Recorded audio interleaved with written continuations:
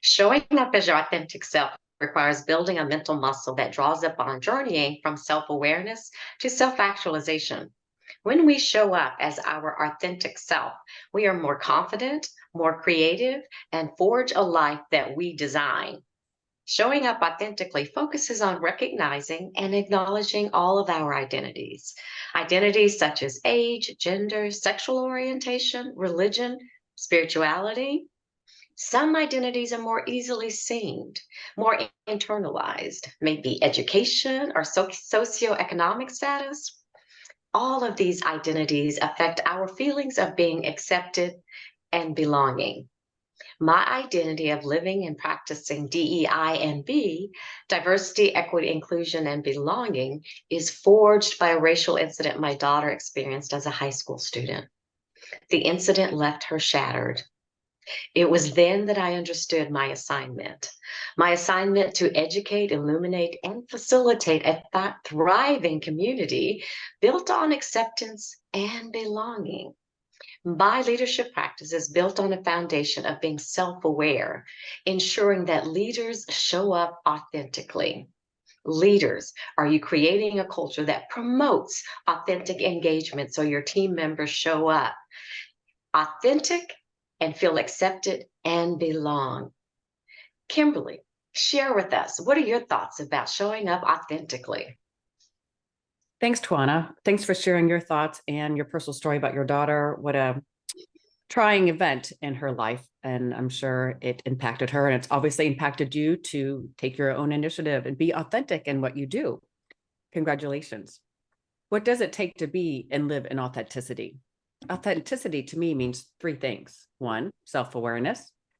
Two, transparency. And three, vulnerability.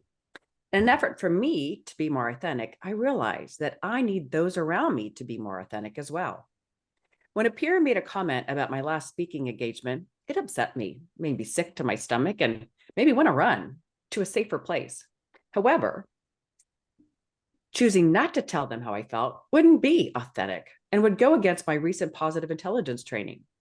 Instead, I shared with them that their comment made me feel judged and that I felt like an imposter.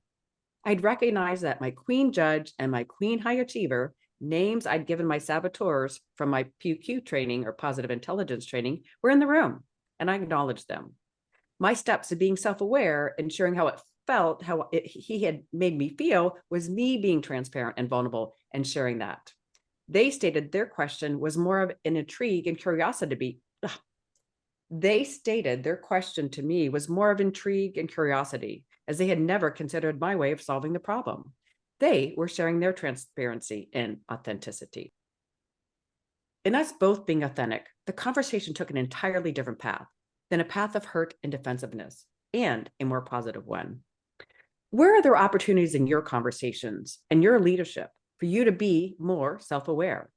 Where are there opportunities for you to engage others to be more self-aware and therefore have more authentic conversations by being more authentic? Matt, what are your thoughts? Well, thank you both for sharing those great stories.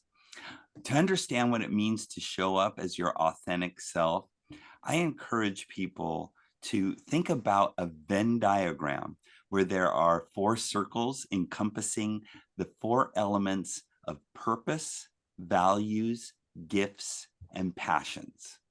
To show up as your authentic self, you want to live at that intersection of these 4 circles. Let me give you an example. Early in my career, I felt that my main purpose was to take care of my young family and help them thrive.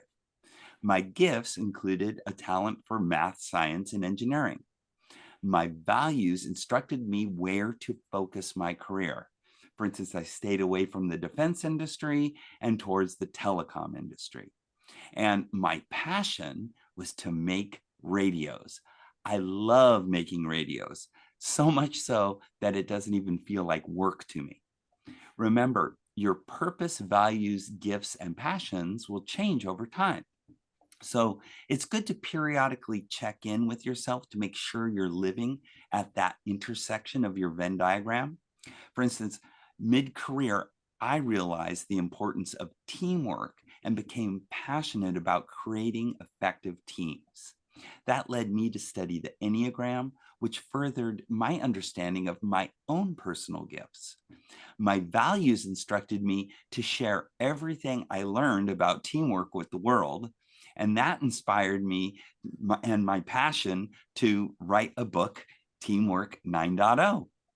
If you live at the intersection of your purpose, values, gifts, and passions, I believe you are showing up as your authentic self.